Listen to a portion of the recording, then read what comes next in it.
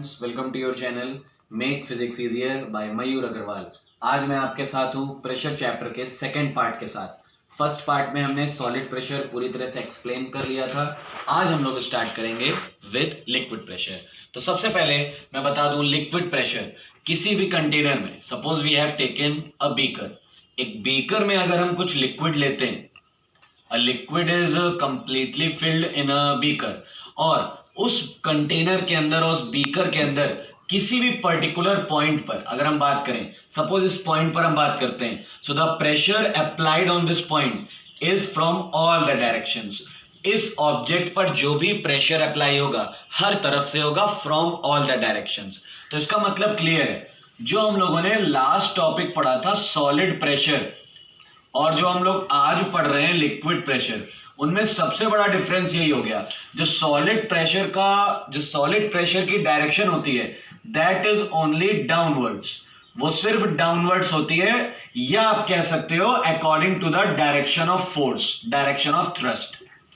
जिस डायरेक्शन में thrust apply किया जाता है उसी के रिस्पेक्ट में होती है, जबकि जो लिक्विड पे प्रेशर काम करता है वो हर डायरेक्शन में होता है। It occurs in all directions.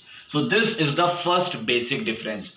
दूसरा डिफरेंस ये है कि जो सॉलिड में प्रेशर होता है वो ड्यू टू द वेट, जितना हम लोग फोर्स लगा रहे हैं, वी कैन से वेट और फोर्स, इस वजह से होता है। ऑब्जेक्ट पर जो भी हम फोर्स लगा रहे हैं या किसी पर्टिकुलर ऑब्जेक्ट के ऊपर कोई हैवी ऑब्जेक्ट रखा है तो उसके वेट की वजह से जो भी प्रेशर अप्लाई होता है। लेकिन जो लिक्विड में प्रेशर अप्लाई होता है that is due to the motion of the particles, due to motion of particles, क्योंकि हम जानते हैं लिक्विड के पार्टिकल्स के पास प्रॉपर मूवमेंट होती है, लिक्विड के पार्टिकल्स मूव कर सकते हैं। तो लिक्विड में जो प्रेशर एक्सर्ट होता है वो उनके पार्टिकल्स की मूवमेंट की वजह से प्रोड्यूस होता है। That is why it occurs in all the directions. And the third thing, जैसा कि हमने सॉलिड प्रेशर में फॉर्मूला पढ़ा था, फोर्स अपॉन एरिया और थ्रस्ट अपॉन एरिया आता है, उसी तरह अगर हम लोग यहां बात करें लिक्विड प्रेशर में तो यहां पर फॉर्मूला डिफरेंट हो जाता है, H into D into G, where H is the depth, D is the density of liquid and G is the acceleration due to gravity. So these are the three basic differences between solid and liquid pressure. इसलिए हम लोग को liquid pressure को separately पढ़ना होगा। Second thing, अगर मान लीजिए आप इस एग्जाम्पल से किसी को पूरी तरह से एक्सप्लेन नहीं कर पा रहे हो कि liquid is exerting pressure in all directions, तो उसके लिए एक और छोटा सा एक्सपेरिमेंट है, वो मैं आपको बता देता हूं, जिससे आप एक्सप्लेन कर सकते हो liquid exerts pressure in all directions. आप एक बीकर ले लीजिए, in a beaker you filled any of the liquid, किसी एक लिक्विड को इसमें फिल कर लीजिए up to a particular height, और इस बीकर में कोई दो होल्स बना लीजिए। You have made two holes, एक हमने यहां पर बना लिया ए होल और एक हमने यहां बना लिया बी। अगर हम होल ए को ओपन करते हैं तो लिक्विड यहां से बाहर की ओर गिरेगा, ओके। अगर होल ए को क्लोज करके होल बी को बंद करते हैं then also liquid will come out from the B hole. So इसका मतलब है जितने भी होल्स हम करते जाएंगे उन सभी होल्स से लिक्विड बाहर की तरफ निकलेगा, चाहे वो होल फिर हम नीचे ही क्यों ना कर दें या इसके इधर की साइड क्यों ना कर दें, किधर भी कर दिया जाए, किसी भी पर्टिकुलर प्लेस पर, वहां से वो वाटर इमर्ज होना, बाहर निकलना शुरू हो जाएगा, जो कि इस बात को प्रूव कर रहा है that liquid exerts pressure in all the directions. Okay, so this is the basic concept of liquid pressure. और already we have discussed solid pressure, so अब आप इन दोनों में डिफरेंशिएट कर सकते हो easily. Solid exerts pressure due to only their weight or the force, but liquid exerts pressure due to the motion of the particles in all the directions. Now, जैसा कि मैंने थर्ड डिफरेंस लिखा था, solid pressure के लिए फॉर्मूले के लिए कोई डेरिवेशन नहीं था, बट लिक्विड प्रेशर का जो फॉर्मूला आया है, जो अभी मैंने आपके सामने लिखा, ये formula particularly P is equal to H into D into G. In many of the places density का सिंबल कुछ इस तरह से भी बना हुआ है, तो इस तरह का सिंबल अगर मैं यूज करूंगा तो वो P के साथ थोड़ा सा प्रॉब्लम कर सकता है, मैचिंग का हो सकता है, इसलिए मैं डेंसिटी में G रो की जगह D सिंबल का यूज करूंगा जिससे सेपरेशन रहे, ठीक है। You can use D also, you can use rho symbol also. ये फॉर्मूला हम प्रूव करने जा रहे हैं। मैं आपकी नॉलेज के लिए आपको बता दूं, ये फॉर्मूला जो फ्रेम किया गया है, ये फॉर्मूला जो सॉलिड प्रेशर का फॉर्मूला होता है P is equal to F upon A, इसी फॉर्मूले की हेल्प से बनाया गया है। अब हम लोग डील करते हैं for the derivation of formula for liquid pressure. Derivation for liquid pressure. अब हम लोग लिक्विड प्रेशर के लिए डेरिवेशन करने जा रहे हैं। सामने मैंने आपके फॉर्मूला लिख दिया है, हमारा टारगेट इसी फॉर्मूले को प्रूव करना है। अब ये चीज हमारे पास कैसे आएगी वो देखिए। Very important derivation and this derivation can be asked in your exam. ये डेरिवेशन कुछ उन सेलेक्टिव डेरिवेशंस में से है जो एग्जाम्स में भी आ सकते हैं, और अगर एग्जाम में ये नहीं भी आते हैं then they are very important for solving the numericals. अगर आप ये डेरिवेशन समझ जाओगे तो न्यूमेरिकल सॉल्व करने में काफी आपको आसानी होगी। Suppose we have made a beaker. एक हम बीकर ले लेते हैं। In that beaker we have keep some water और any liquid which has density D। हमने एक ऐसा लिक्विड ले लिया जिसकी डेंसिटी D है। ये हमने फिल कर लिया है पूरा completely. This is a liquid of density D। ये हमें कंसीडर करना पड़ेगा, लिक्विड ऑफ डेंसिटी D। यहां पर एक ऑब्जेक्ट है, दिस इज एन ऑब्जेक्ट और we can say this is cylindrical shaped object P Q R and S। ये P Q R S एक सिलेंड्रिकल ऑब्जेक्ट है जो वाटर सरफेस के अंदर मैंने बनाया हुआ है। मैं इसको डार्क कर दे रहा हूं जिससे ये आपको सेपरेटली दिखे। ये पूरी तरह से लिक्विड सरफेस के अंदर है। नाउ हमें फाइंड करना है इस ऑब्जेक्ट पर कितना प्रेशर लग रहा है। सो देखिए इस ऑब्जेक्ट की अगर हम बात करें तो इसकी जो PQ सरफेस है दैट इज डाउनवर्ड्स और इसके अंदर पूरा वाटर फिल हो चुका होगा, तो हम कह सकते हैं कि प्रेशर ऑन PQRS।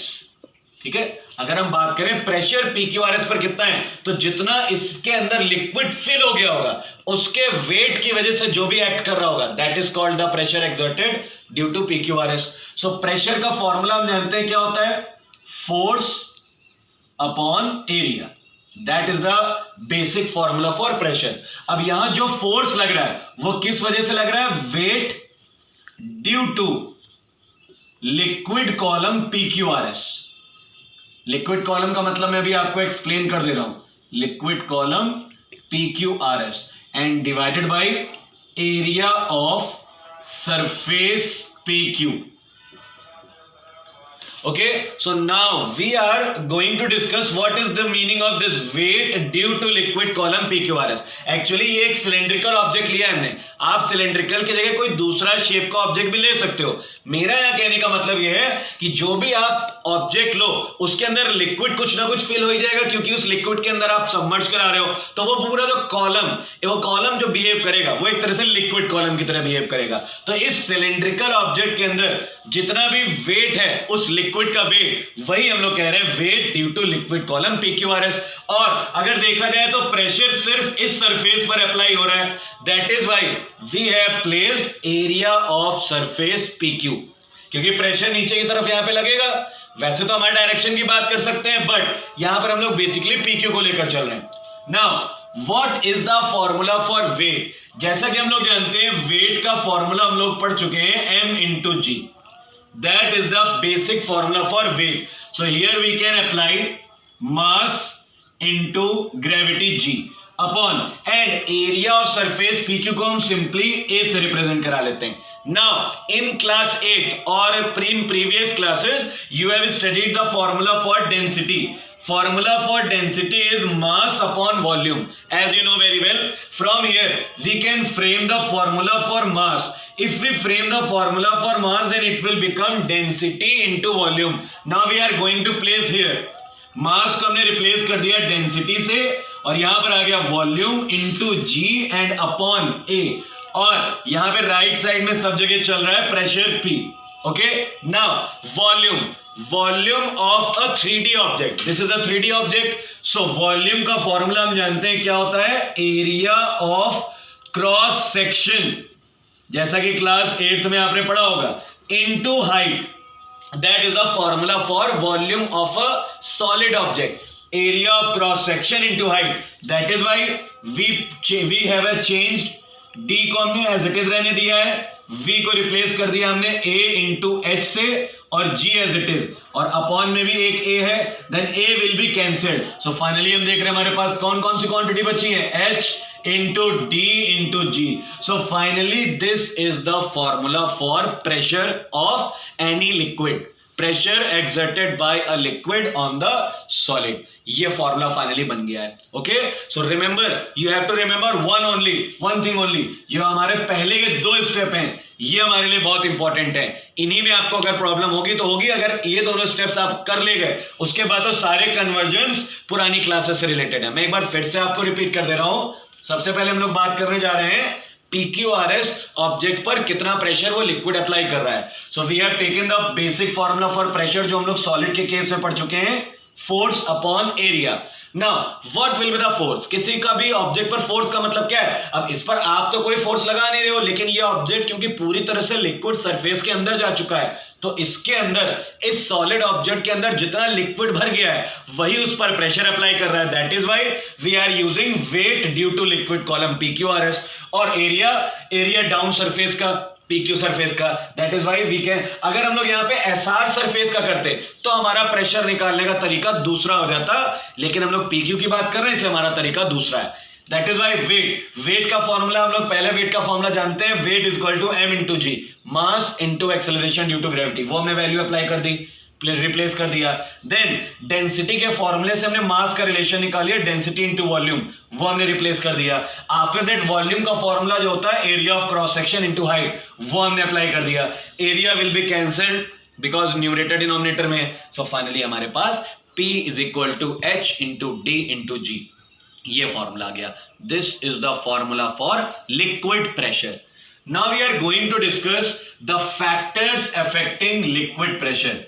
जैसा कि आपको फॉर्मूले से भी दिख रहा होगा, लिक्विड प्रेशर के फॉर्मूले में 3 क्वांटिटीज हैं और तीनों मल्टीप्लाई में. It means you can say the pressure is directly proportional to all these 3 quantities. Basically liquid pressure, first thing, liquid pressure is directly proportional to the depth. Second point, liquid pressure is directly proportional to D, density of the liquid.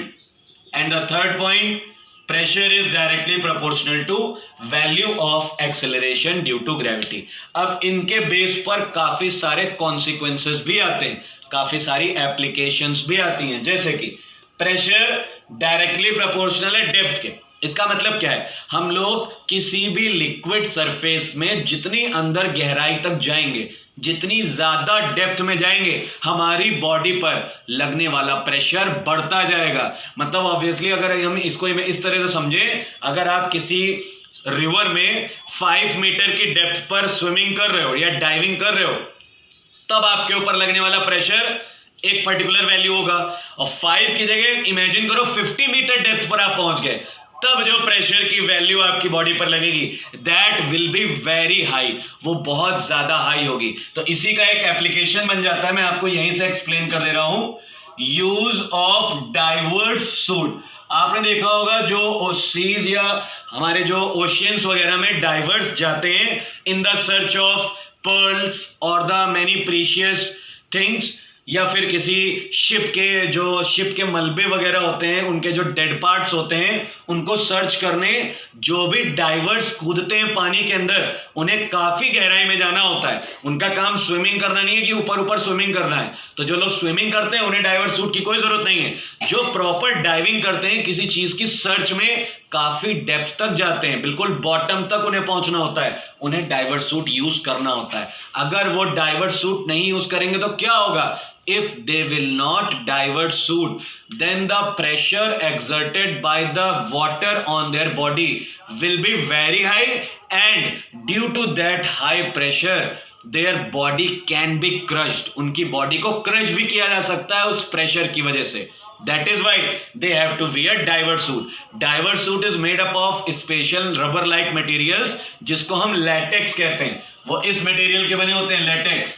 and these are the materials which can bear pressure at a very high value. और ये जो material होता है ये काफी ज्यादा pressure को, बहुत हाई वैल्यू प्रेशर को बियर कर सकता है. तो वो प्रेशर पूरा पूरा लैटेक्स का जो सूट बना होता है उस पर अप्लाई हो जाएगा, तो उस पर्सन की बॉडी तक कोई भी प्रेशर की वैल्यू नहीं पहुंच पाएगी और वो बच जाएगा मरने से, और आसानी से अपने जो भी वर्किंग है, जो भी चीज ढूंढनी है, ढूंढ के वो वापस ऊपर आ जाएगा. So diver's suit is the application on the basis of this factor. Pressure is directly proportional to depth. एक और इसी का एप्लीकेशन है, वो भी मैं आपको बता दे रहा हूं.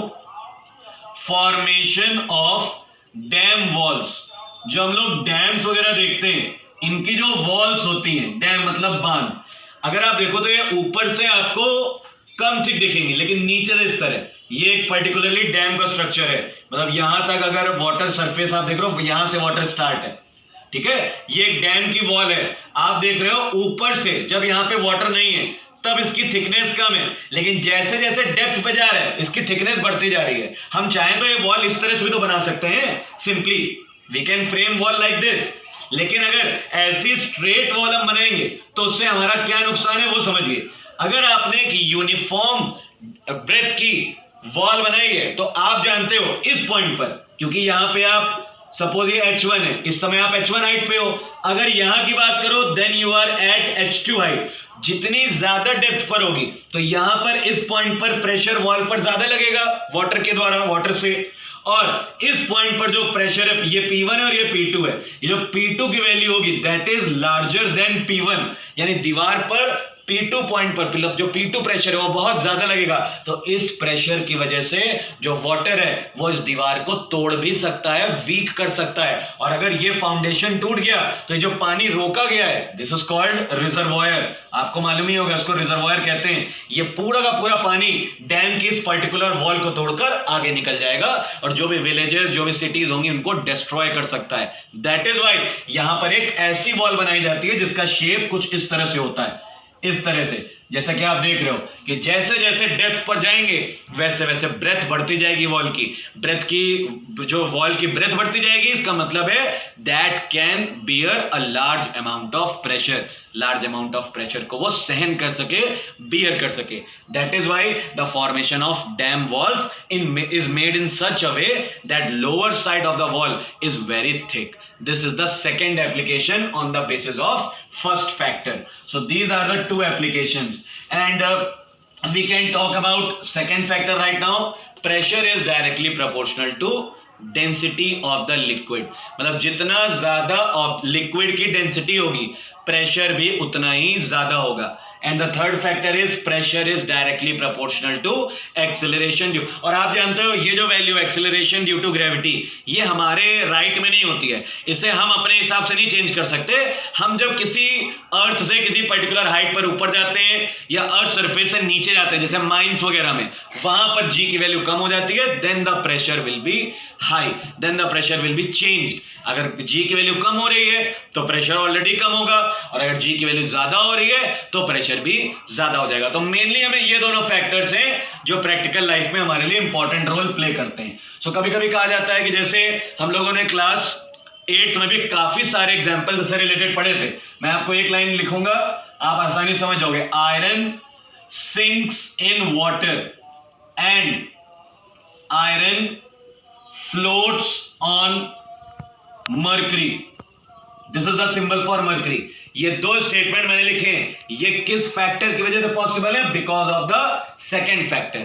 Because we know that the density of iron is larger than the density of water and density of iron is less than the density of mercury. That is why iron sinks in water but floats on mercury, because pressure depend करता है उस liquid की density पर. water उतना ज्यादा pressure नहीं apply कर पाता है आयरन पर, लेकिन हाँ ये जो हमारी मर्करी मटेरियल है, मर्करी है, ये आयरन पर उतना प्रेशर अप्लाई कर देते हैं जिसकी वजह से आयरन इस पर फ्लोट कर सकता है. So these are the three factors on which pressure depends. एक और में एप्लीकेशन मुझे याद आ रही है और बहुत ही आसान एप्लीकेशन है जो हमारे घरों में ही यूज होती है. आपने देखा होगा कि हमारे घरों में जितने भी किसी के भी घर में water tanks they are placed at a greatest height. वो सबसे ज्यादा हाइट पर रखे जाते हैं. अगर आपका घर दो स्टोरी का है तो जो वाटर टैंक होगा वो दूसरी स्टोरी के ऊपर रखा जाएगा। अगर कोई बहुत बड़ी बिल्डिंग है, बहुत हाई बिल्डिंग है, 10 उसमें there are 10 stories in that building, वहां पर जो वाटर टैंक रखा जाएगा वो 10 स्टोरीज के ऊपर रखा जाएगा। ऐसा नहीं है कि वाटर को कहीं पर भी बीच में रख दो वाटर टैंक को, इट इज नॉट पॉसिबल। उसके पीछे लॉजिक क्या है? Because of height factor. अगर आपने टैंक को, वाटर टैंक को हाइट पर रखा हुआ है, सपोज ये आपका पूरी बिल्डिंग है और इस बिल्डिंग में आपने वाटर टैंक को टॉप हाइट पर रखा हुआ है, उससे क्या होगा कि जो प्रेशर है वो मेंटेन रहेगा। तो चाहे इस फ्लोर की बात की जाए या इस फ्लोर की, किसी भी फ्लोर की, जो टैप से वाटर निकलेगा वो पर्टिकुलर एक अच्छे प्रेशर के साथ निकलेगा और हम उसे यूज कर सकते हैं। लेकिन अगर यही वाटर टैंक नीचे रख दिया जाए और नीचे से जो ऊपर वाले में अगर यूज कर रहा होगा कोई पर्सन, जब वो टैप ओपन करेगा पानी आएगा तो जरूर, लेकिन वो बहुत धीमे स्पीड के साथ आएगा, जीरो प्रेशर के साथ, क्योंकि इस कंडीशन में वाटर को ऊपर जाना पड़ रहा है, हाइट ग्रेविटी के अगेंस्ट कवर करनी पड़ रही है। दैट इज वाई जो प्रेशर यहां वाला पर्सन बियर करेगा वो बहुत कम होगा, नेग्लिजिबल रहेगा। यही रीजन है वाटर टैंक्स हमेशा बिल्डिंग्स में सबसे ऊपर रखे जाते हैं, जिससे कि जो भी पर्सन उन्हें यूज करे, किसी भी फ्लोर का वो पर्सन हो, उसके टैप में प्रॉपर प्रेशर के साथ पानी निकले। अगर उन्हें आप किसी बीच के फ्लोर में या एकदम डाउनवर्ड्स रख दोगे तो कहीं पर भी प्रेशर प्रॉपर नहीं आएगा। So these are the applications on the basis of the factors which are affecting liquid pressure. ये कुछ ऐसे फैक्टर्स थे जो लिक्विड प्रेशर को डिपेंड करते हैं, लिक्विड प्रेशर को अफेक्ट करते हैं। Depth, second is density, and the third is acceleration due to gravity. Now we are going to talk about very important topic, laws of liquid pressure. Liquid pressure की जब हम लोग बात करते हैं, so there are 5 laws. सबसे पहला law, liquid seeks its own level. seeks its own level. इसका मतलब क्या है? इसका मतलब यह है बेटा कि अगर आप पानी फैला दो कहीं, अपने आप पानी अपना लेवल मेंटेन कर लेता है। ऐसा नहीं होता कि पानी आपने अगर एक बकेट उठा के किसी पर्टिकुलर पॉइंट पर डाल दिया तो वो किसी हाइट तक रहेगा, वो अपने आप अपना बैलेंस कर लेगा, वो पूरी तरह से फैल जाएगा, और जब तक वो इक्वल नहीं कर लेगा अपने लेवल को तब तक वो आगे की तरफ बढ़ता जाएगा। सो दिस इंसिडेंट या this experiment is showing that liquid always seeks its own level. इसको इस तरह से भी कर सकते हैं, अगर हमारे पास we have 5 different type of tubes, हमारे पास कुछ different type की tubes हैं, यहाँ हमने पूरा water fill किया हुआ है, इनका shape different है आपस में। so अगर हम लोग बात करते हैं कि अगर यहाँ पर सभी में liquid fill किया गया है तो अलग अलग हाइट का, जैसे यहाँ पर H1 पर है, यहाँ H2 पर है, यहाँ H3 पर है, तीनों में इनिशियली अलग अलग हाइट पर लिक्विड था, लेकिन थोड़ी देर बाद हम देखेंगे क्योंकि ये आपस में तीनों यहां से कनेक्टेड है, तो इसलिए तीनों में जब तक सेम हाइट पर नहीं हो जाएगा, लिक्विड का लेवल सेम हाइट तक नहीं हो जाएगा, तब तक लिक्विड इधर से उधर ट्रांसफर होता रहेगा, और जैसे ही सेम लेवल में हो गया then the transfer of liquid will be stop, तब रुक जाएगा। इसका मतलब क्या है? लिक्विड अपना लेवल खुद तैयार कर लेता है, उसे किसी भी एक्सटर्नल फोर्स की रिक्वायरमेंट नहीं होती है। That is the first law of liquid pressure. अगर हम लोग सेकेंड लिक्विड प्रेशर की बात करें, the pressure at a point, pressure किसी भी एक पॉइंट पर inside a liquid surface, inside a liquid surface will be the same, will be the same. मतलब इसका मतलब ये है कि अगर आप या आपके 2-4 फ्रेंड्स कंसीडर कर लेते हैं हम लोग, एक स्विमिंग पूल है, स्विमिंग पूल में एक सेम डेप्थ पर, जैसे ये है 2 मीटर की डेप्थ है, तो अगर बहुत सारे यहाँ पे एक A1 फ्रेंड है, एक A2, एक A3, इस तरह 3-4 लोग सेम डेप्थ पर 2-2 मीटर नीचे किसी स्विमिंग पूल में है, तो उन सभी की बॉडी पर लगने वाला प्रेशर क्या होगा? सेम होगा।